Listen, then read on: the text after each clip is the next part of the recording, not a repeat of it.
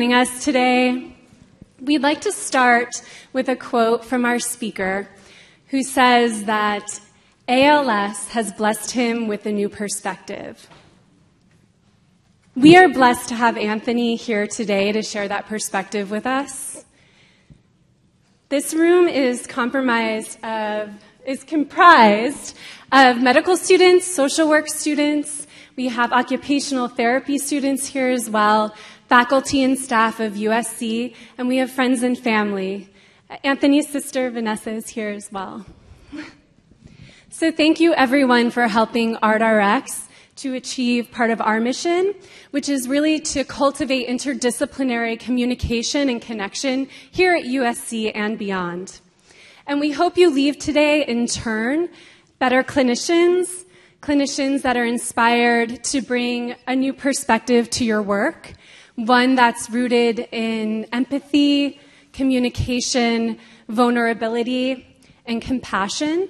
And not only for your patients, but also for yourselves, because what you're doing is no easy task. Okay, so we're going to jump in, but before we do so, we have to thank some people. Firstly, we would like to thank Dr. Pamela Schaff from the HEAL program, director of the HEAL program.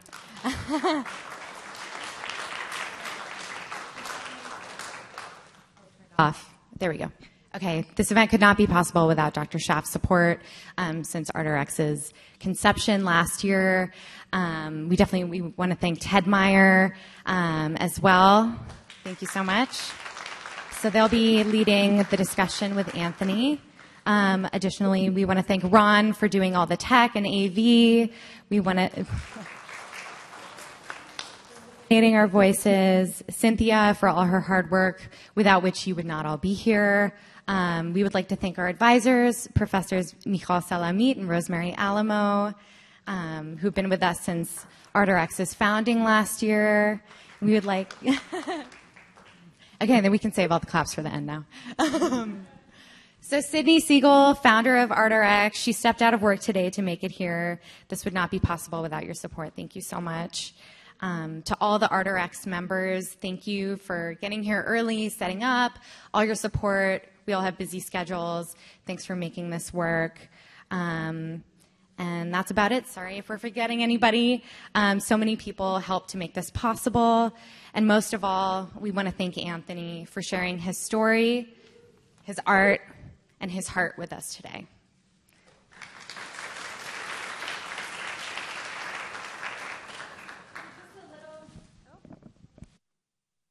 Just a little bit about Anthony.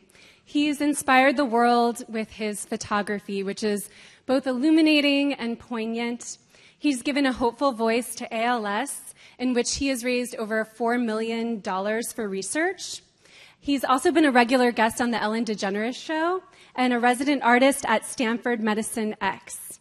He is an award-winning photographer who has not allowed ALS to get in the way of his art. And we believe he truly is the embodiment of resiliency, transcendence, and hope. So, Anthony, come on out.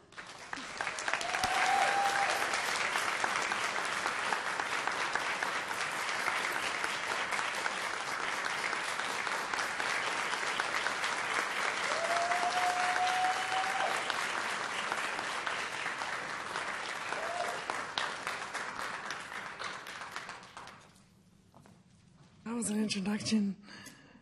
Makes me sound so good. Excuse me. Trying to make this perfect. Okay. Can you guys hear me okay? Okay. Thank you so much for having me here. I really appreciate it. Thank you for everyone for showing up and listening to me speak for a little bit. When I received the invitation to talk, I was not in a good place. I was climbing out of depression, and I'm also really emotional, so I always cry. So if I cry a couple of times, I never hold back my emotions. So I apologize in advance. But I got to a place where I wasn't feeling myself. And, was I sad, but I thought that I came to a point in my progression where not only was I losing the ability to talk and to eat, but I thought that I couldn't take photos anymore. And when I received the invitation, and when Jennifer was talking about how creativity is so important in medicine, and they wanted me to speak about that. And I was like, wow, is it? And she sent me all these reading materials that was so enlightening. And, you know, I was like, how am I going to talk to students about healing and creativity in medicine if I myself don't feel at the right spirit? And so I got to work. I got to work, and I forgot how much my camera was just so good for my spirit. And it was healing. And I hadn't done it in a year when I received that message. So many people think that I've been taking photos this whole time when I haven't.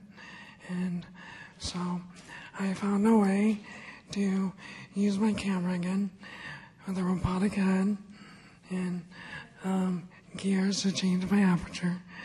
And I wanted to prepare a talk, but I wasn't sure if I would be strong enough to talk. And so I prepared a video instead. And in order to do that, I can't use a computer because my hands still work. So how do you do that?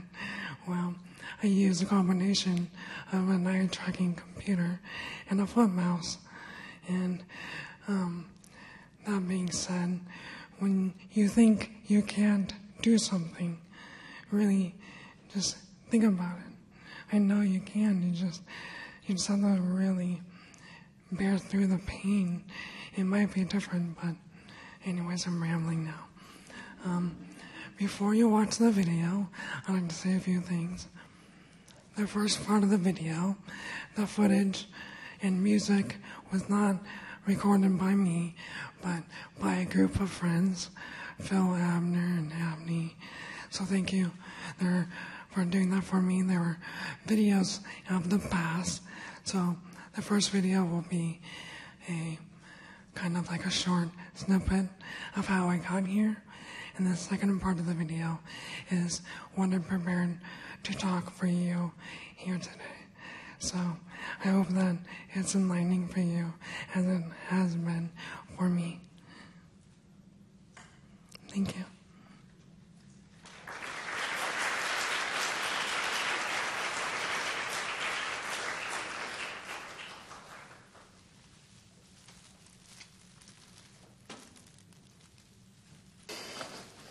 Yay!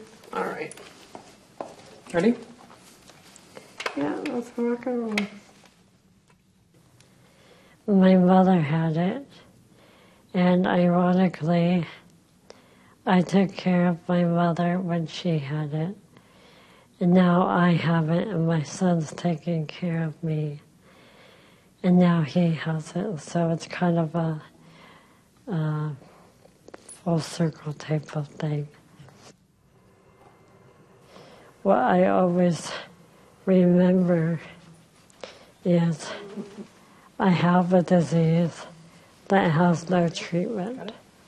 However, there are children dying. They have things we have cures for. So what's worse, you know? I photograph weddings during the weekends, at least I did. 2 weeks ago, I was diagnosed with ALS. Wedding photography was the only profession I could do. It was a really flexible schedule so that when my stepdad was working, I could be at home during the weekdays. And on the weekends, I would photograph weddings and love and engagement sessions and elopements, and it became the most perfect thing.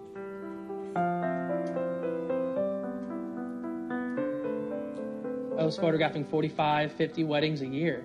And so I thought that I was feeling weak because I was overdoing it. I thought I had carpal tunnel. My hands were becoming an issue because they were getting crampy. I photographed a wedding where in the morning I couldn't button my shirt. And I had to have my assistant not only help me with my equipment, but help me get dressed. And I got through the day and made my appointment. And I was diagnosed with this shitty disease called ALS.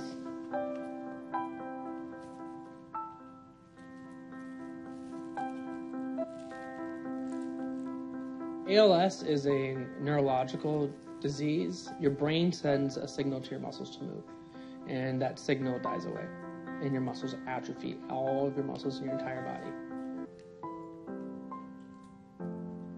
It never crossed my mind that I would get this disease.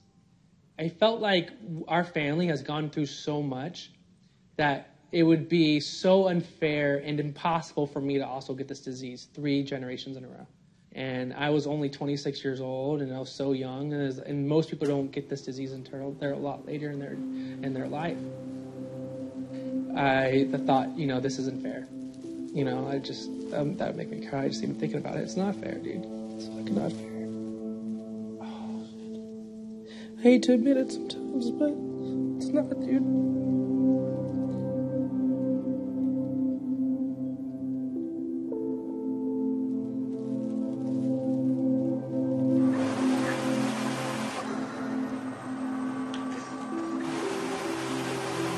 In his darkest moments dealing with his diagnosis, Anthony turned to street photography.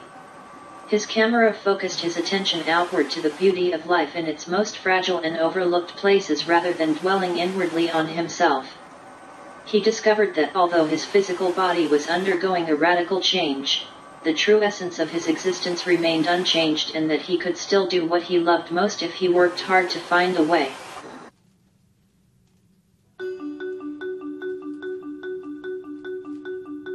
After I was diagnosed, I gave up photography. I missed my creative outlet so much. Photography was something that I really, really enjoy, so I'm like, you know what, fuck it, I'm gonna figure this out. Even though I can't carry a camera, I'm gonna take some pictures. I mounted my camera to my wheelchair, Jimmy rigged it. I also have a speaker on here, external battery, got a water pack, everything I need to be in the streets to survive, essentially. And I can take photographs again. And I can take photographs again no matter, I feel like I will figure out a way to take pictures no matter what stage in my disease I'm in.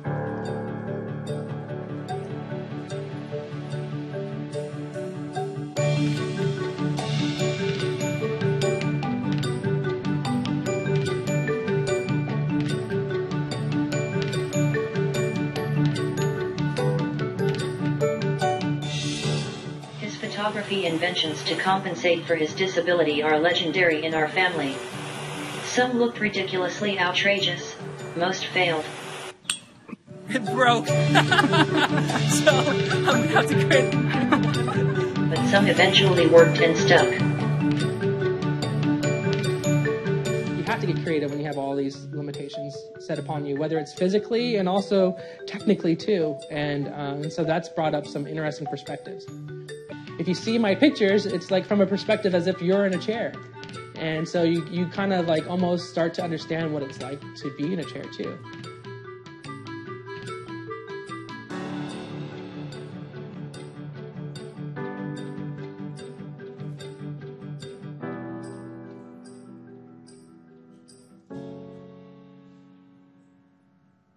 Photography brings so much to me and also others that I meet, and now people that also see my work too. I'm not that my work is insanely great. It's not beautiful. My pictures I don't consider them pretty, but they're kind of gritty and they make you feel something. That's my hope. Like I don't want a photograph that looks pretty on your wall. I want a photograph that you look at and you think about something, or you feel something, or you realize the impermanence of these moments. It's amazing because I am appreciating this now because I know that later on I may not be able to do it anymore. It makes it bittersweet. Bittersweet, but like it makes you like focus on it, like hardcore. Like it makes you want to cry every day for like the beautiful moments and the hard moments, you know? It's freaking cool that this can start a conversation that might have a small impact on someone's life in the streets. And then I can hopefully document it and photograph it, and people can also see that experience through my images. That's cool, man. That's so cool. That's exciting for me. It's really exciting for me. I feel like I could really make a difference in my chair, taking pictures, doing what I love, and that's fucking cool. It's fucking cool.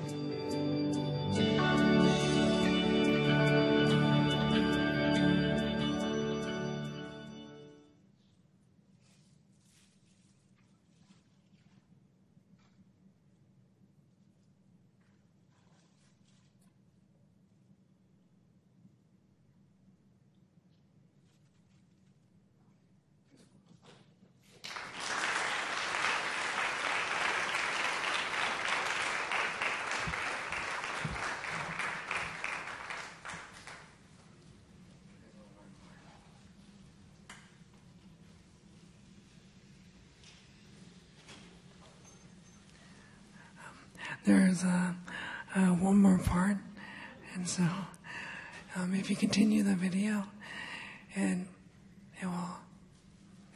it's kind of delayed, but I did it on purpose, I swear.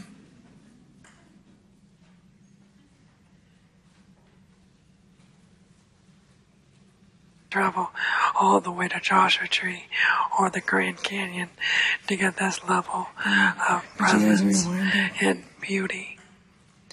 You can find it everywhere. Thankfully, you don't have to travel all the way to Joshua Tree or the Grand Canyon to get this level of presence and beauty. It was an intense moment. Was the only where there was the darkest night of... Guys, close your ears. All right, go.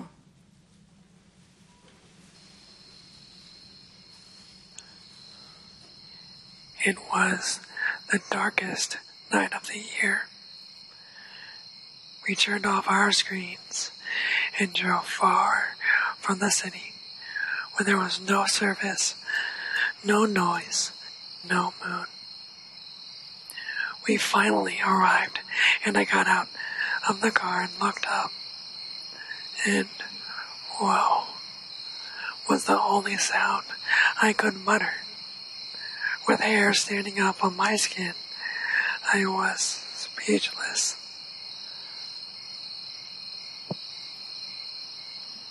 It was an intense moment of awe. This overwhelming feeling is indescribably therapeutic for me. But what causes an awe moment? I believe it's while witnessing unprecedented beauty, to the point where I'm at loss for words. It's almost like I don't have a choice. The grandeur of the moment dominates all of my senses, leaving no room for words, no room to dwell on the past or to worry about the future. This is where I am most at peace. Thankfully, you don't have to travel all the way to Joshua Tree or the Grand Canyon to get this level of presence and beauty. You can find it everywhere, even in your own backyard, with the right perspective at least. This is good news because pain appears everywhere. It's almost like we're diligently looking for adversity. Well, that's because we actually are. You see, it's important to understand seeking negativity is an evolved human trait that helped ensure our survival. Our strength and speed were not enough to protect our great ancestors from the dangerous predators. What allowed us to survive was the mental capacity to recall the painful past, to analyze for danger, and the ability to imagine possible negative outcomes of the future. And boy, did we make a lot of errors. Is that a snake? No, that's just a branch. Is that a lion? No, that's just a rock. You see, seeking threats to avoid danger is why we're prone to manifest negativity. It ensured our survival, but not our happiness. This is an emotional disadvantage that cognitive scientists refer to as the negativity bias. This is why humans pay more attention and give more weight to negative experiences. This allowed us to avoid hazardous predators of the past. Those threats are vastly gone, but our genetic programming is still the same. Some people are turning to meditation to accommodate to the pressures of our modern world. And for good reason.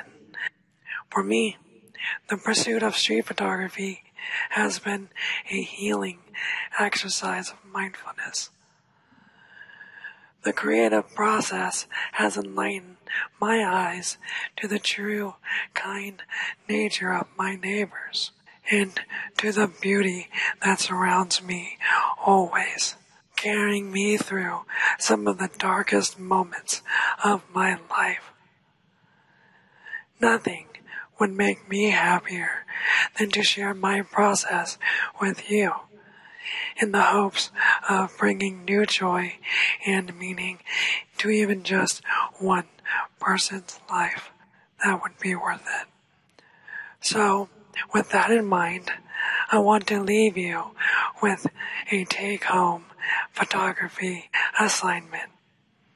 The next time you're feeling down or a negative thought, I want you to stop.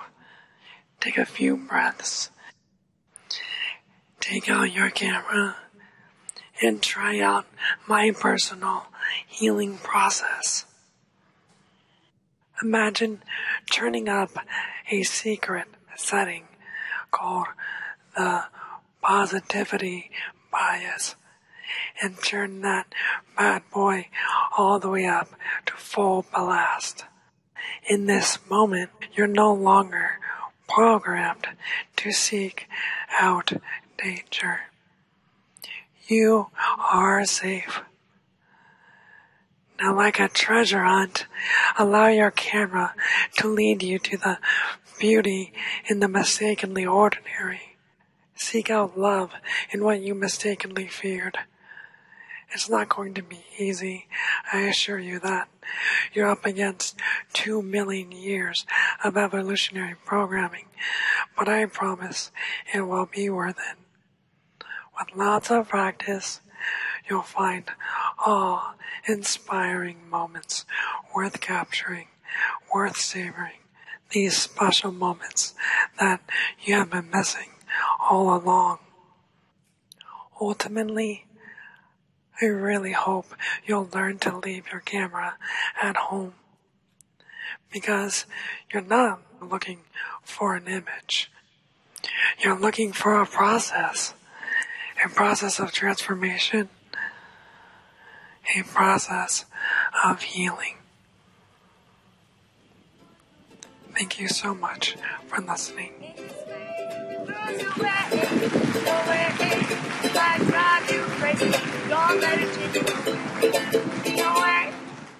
Sometimes in my tears I drown, but I never let it get me down. So when negativity surrounds, I know someday it'll all turn around, because all my life I've been waiting for, I've been praying for the people to say that we don't wanna fight no more, there'll be no more wars, and our children will play one day, one day, one day. One day, one day.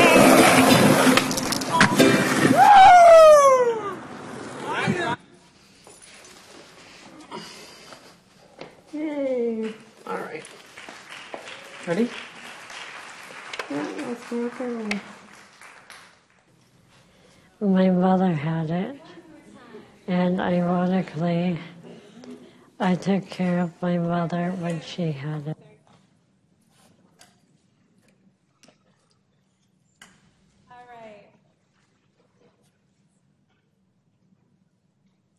Thank you so much, Anthony. Thank you, Ron.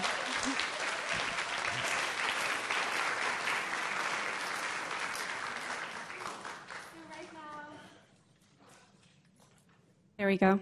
Right now we're going to have a talk back. My name is Jennifer Schock. I am a second-year MSW student here, and I'm doing my clinical internship in medical social work. So I'm just going to offer a little bit of that perspective in the talk back. And I'd also like to introduce Dr. Pamela Schaff and Ted Meyer up to the stage, who will be moderating our talk back.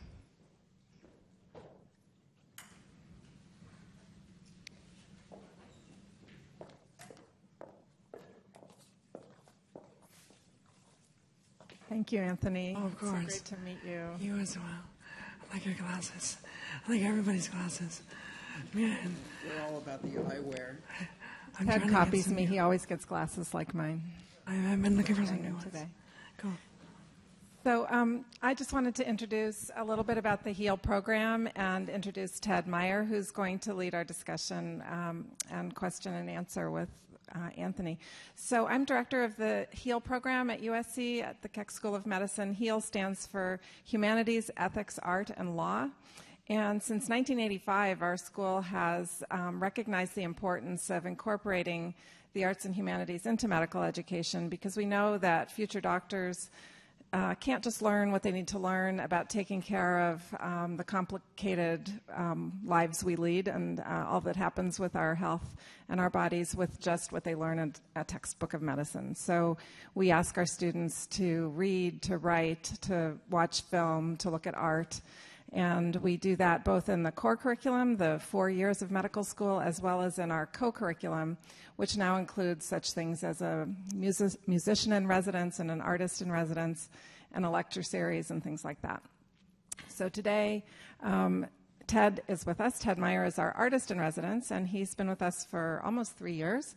And one of the things that Ted does is to curate a series of exhibits in our gallery. I hope you'll take a chance to look down there. Is it still there? It went, it just went down. It'll be back, new art coming. But Ted has patient artists who show their work, and they show it at a time in our curriculum so that whatever the theme of the artist's work is. For instance, our most recent artist has multiple sclerosis, and her artwork is informed by her illness. We show this during the time when the students are studying the neurosciences system. So Ted's work with our students helps us align the experience of artist patients with our core curriculum and helps our students and our whole community understand better the lived experience of illness. So Ted has been a huge, wonderful addition to our community, and we're very grateful to him, and he is going to take over and ask Anthony some questions. Okay, everything she said is true. I am a wonderful addition. And just to give you some background, I have a chronic illness, which is what sparked my interest in patients doing art, because I did art about my illness and therefore was around lots of other people with illnesses. So that said, I had a lot of questions that after seeing your video again is sort of out the window. So before we get to something that relates to a lot of the students about team building and things like that, the last show we had downstairs was Elizabeth Jameson, who also is assisted by a wheelchair. One of the things she said in her talk was that it sort of scares people, and that sometimes people, especially if she's out eating and having to be fed, so it sort of scares people, and people will sit away from her. But in one of your videos that I saw, you mentioned that being in the wheelchair sort of broke down the wall when you're photographing people. So maybe you could talk about, I always like to talk about certain advantages that people who have illnesses have in doing their art. So, oh, sure. So maybe you could talk about the fact that you sort of have an in because you're in the wheelchair that another photographer might not. Okay, absolutely. And, you know, Elizabeth is a friend of mine, actually. So I met her last year and took a photo or two of her, and she's a beautiful soul. And that's surprising because I noticed that people are incredibly friendly to me. When I go out in the streets, I go alone. And the only way I can get through doors or get help or water, I ask strangers to do it. And I think if I don't want to interact with people, they definitely won't come to me because it's kind of obvious. But if I'm smiling and being approachable, it's a little different. And now I can still walk, not safely, but I can still walk pretty okay. And sometimes I go out to eat without my wheelchair. And when I do, my family feeds me. So I mean, my brother or something, and people will always stare and make jokes. I think it's some kind of romantic thing of some kind. and so, when they always stare, and I've seen people try to sneak photos, they think it's funny. And I don't hold it against them. They just don't know. But I will say that it's one of the reasons why I prefer to bring my wheelchair into a restaurant. It's because people don't make certain assumptions or have to guess my disability. They just know. And I notice that people are more compassionate to me. And I think it's because my pain, I wear it. And I'm not in pain, not always. But, I'm in my wheelchair, so you already know that something's going on. But we don't realize that we're all going through something. We don't wear our adversity on our skin. And I think if we did, we would be a lot more humane to one another. So I think that's the last point I will say is I think it's important to be vulnerable, even if it feels uncomfortable, because people do want to love and help and care for you. But if they don't know you're hurting, they just think you're frustrated. And so, anyways, yeah. So you were doing weddings before. Yeah. So that narrative, you're trying to portray someone else's narrative.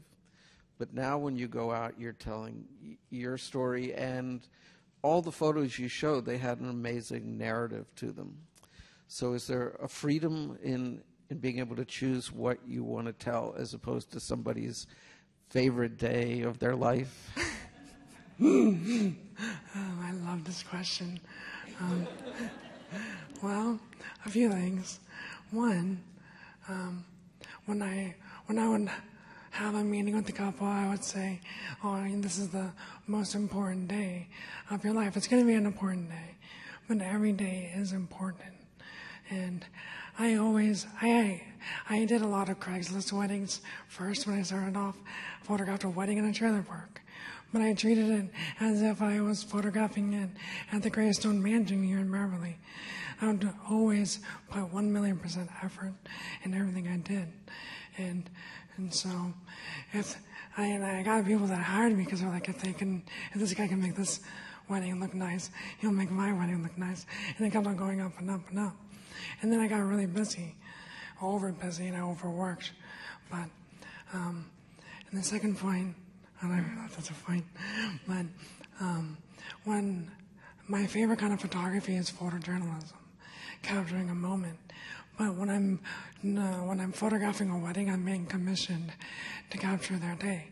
Every wedding, someone will pull out their phone, and on Pinterest, I want this photo.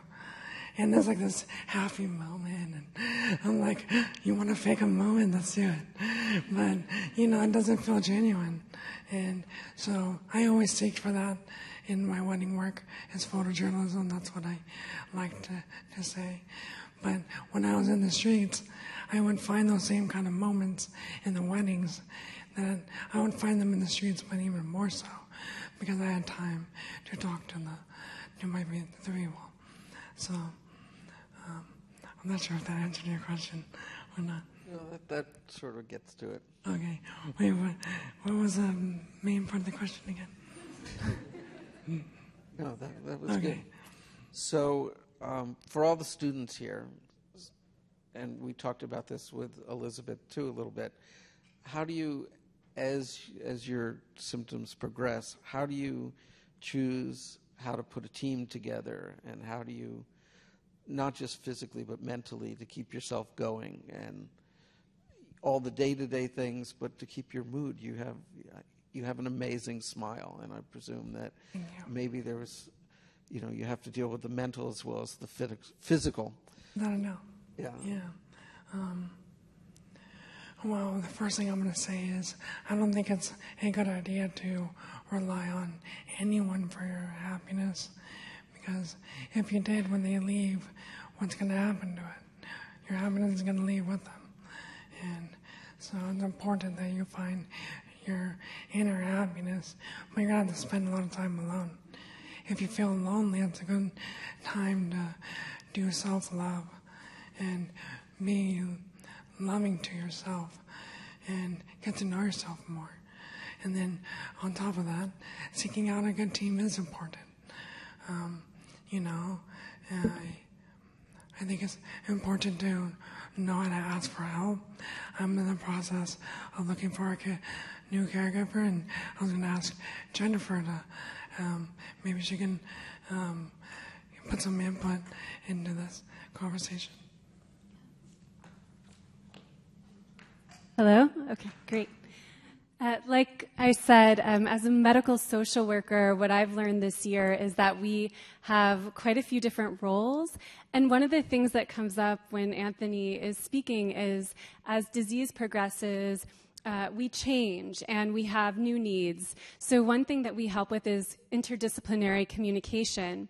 So what I'd like to encourage everyone here as you move along in your careers is to really utilize social workers to help your patients communicate with you.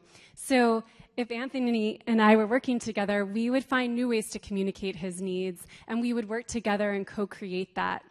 And another thing that we do is help to co-create meaning, which Anthony, I think he's a born social worker, actually, because he does this so beautifully, which was illuminated for you before. But that's something we would also work on. And we also help to break down the illness into manageable pieces, which Anthony also showed you how to do one day at a time. And that's another thing that we can offer.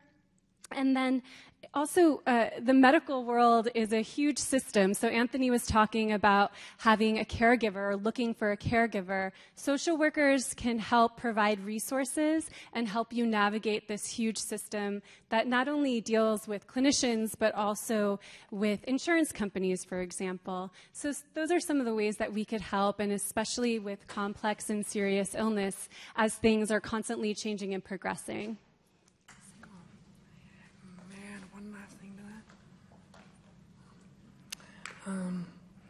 My neurologist, when I went in for a visit, this was a long time ago, but this is when I wasn't doing photography anymore, and he asked me, why not?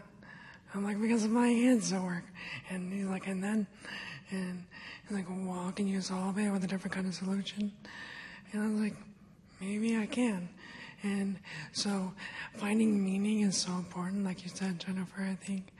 And sometimes when we get sick, we think that a lot of that meaning is going away, or when we're sad.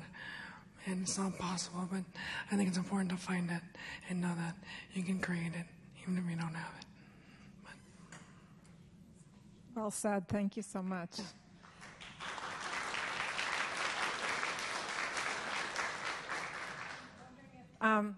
Anyone has questions for Anthony? We have microphones in the aisles, so please feel free to ask questions of Anthony or Jennifer or Ted or me.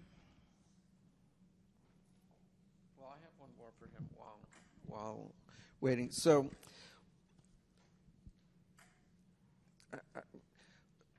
I'm sure you get a lot of times the people saying you're brave.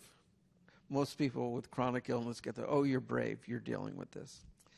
And people used to say that to me when I was a kid, because I was a little kid in a wheelchair or on crutches. And even as a little kid, I just thought, well, I'm not brave because this is my lot in life. I didn't have an option on this. And I was just wondering if you have been confronted with that, because it's something that always annoyed me. Sure. Maybe you could talk about that. Yeah, I mean, sometimes I don't feel brave. So it's hard to accept it. My mother, she thinks it's a compliment. And, you know, I think she is brave. And when you get into that point, though, that's a different level of immobility. She can't move anymore. But, you know, I feel like I'm brave, but so are you. I think that's belittling your potential. You're saying that you're brave, I'm not.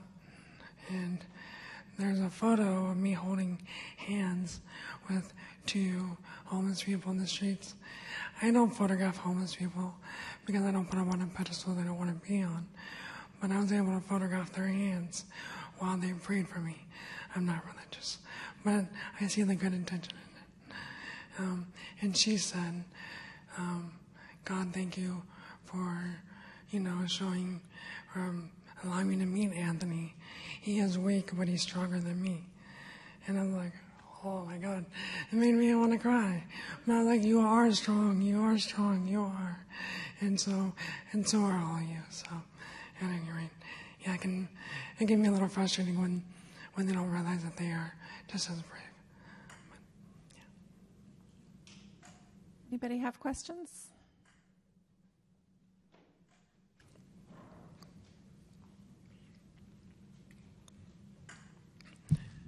This is on. Okay. So thank you so much for your video and your talk and discussion. So you've been on both sides of ALS. You know, first you were your mom's caregiver, and now you're being cared for. So what have you learned from both of those experiences? I'm wondering about that. Well, I learned how to be a better patient. I'm not the best. My sister will tell you that I'm stubborn. I can be. But I remember my mother can be stubborn too. And so you want to help them, but if you can't force your help, you know. And so my mom wouldn't always receive the help that I wanted to give, or she wanted to do something a certain way. And, you know, I understand why she wants to do that now. And so on both ends of that spectrum, I learned to let go of certain things I can't control anymore and be okay without them. And for the things I need, I'm learning how to ask for help and accept it with open arms. You know, I would say that someone that's disabled, severely disabled, or any disability really, sometimes they can feel like a burden. And as a caregiver, reassuring them that they're not, and that they're a blessing, and you're happy to do it is so, like, and that's so much to us. So, yeah.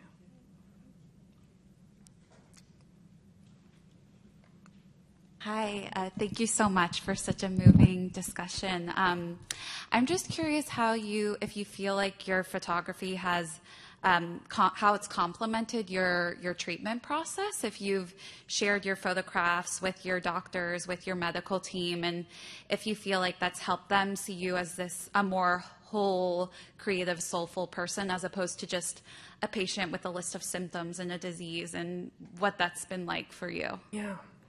So at the end, I say that my photography is a process, and you know, I'm like, I can't take photos anymore. That's when I got sad, and I realized that I can still, and so I would go out and look at the world as if I had that lens. You know, what are your intentions when you take a photograph and share it? Do you want to impress someone, or what happens if you want to impress yourself? Do you need to photograph it? You don't necessarily have to.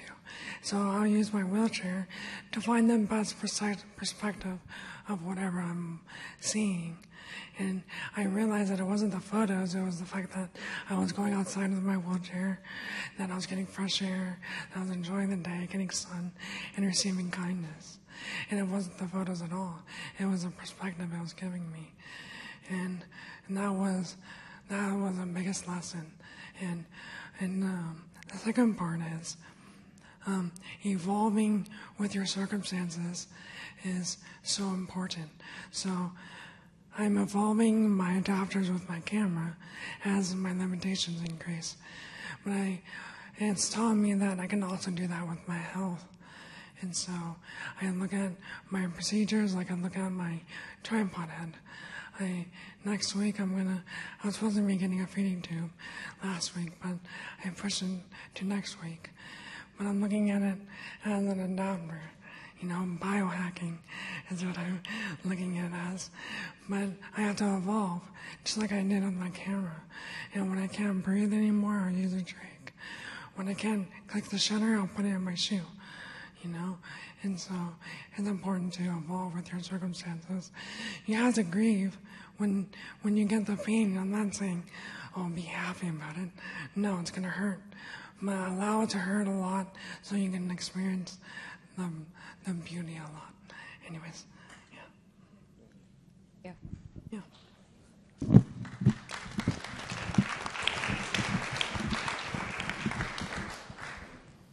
I think we have to close soon. I want to take a moment. Oh, I'm sorry. One more question. Just to kind of bridge off of what you just said about evolving in terms of your condition, do you think you can see it in your photographs, not necessarily your disability or the mechanics you've used to overcome it, but you talked a lot about perspective. Do you think you would be able, in a retrospective of your work, being able to see that perspective or your subject matter change as you've progressed? Interesting. Well,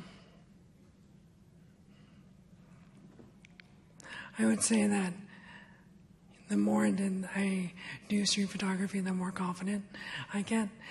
When I first did street photography, it's incredibly difficult. Imagine walking in a neighborhood and pointing a camera in front of someone's house. It's hard. You don't realize how difficult it is. And I don't do it in the city. And that's where most street photographers go. I go in the neighborhood. And initially it was just because I had no other option. But, it was really challenging for me. And when I approach strangers, you approach them sometimes with a negativity and bias.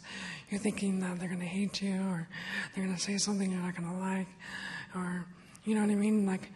But the more I talk to people, it started to break down those boundaries. And I realized that my wheelchair helped do that. And, I wish, you don't have to be in a wheelchair or a stroller to receive kindness. But I feel like in this age, right now, it's kind of what you have to be in. And so, I tend to go off topic, sorry. But yeah, my photography, I believe that my photography is, I enjoy my work more because people feel more vulnerable to me. Because I'm wearing my vulnerability, it gives them permission to do so as well. So if you want to photograph someone and you're expecting them to be authentic and emotional, you better expect yourself to be as well. Thank you so much. I want to just comment. You've made me think about two things, perspective and partnership. So perspective, I think all of us understand the reasons for the importance in our field as health professionals to be able to take on the perspective of others. And you've done this through your work, and I'm so grateful. We are grateful to hear your story. But also you've raised this this feeling. It feels more like a feeling than anything else. But when you talk about the relationship you have had with your caregivers, with your physicians, with the other health professionals, with your subjects in your photography, and Jennifer touched on this as well, and I think Elizabeth Jameson spoke with us as well. When we make partnerships amongst ourselves as health professionals in a team, and then have the opportunity to partner with our patients to learn from them and to learn how to be better at what we do and to learn more about what we do by virtue of hearing the stories of our patients. You share yours in such a powerful way, so I can't thank you enough. I'm sure that everyone shares that, and I'm going to turn it back over to Jennifer for final comments. No final comments, except that there's a class in here at 1, so we could get out of here. And just could we thank Anthony again, and thank you all for being here today.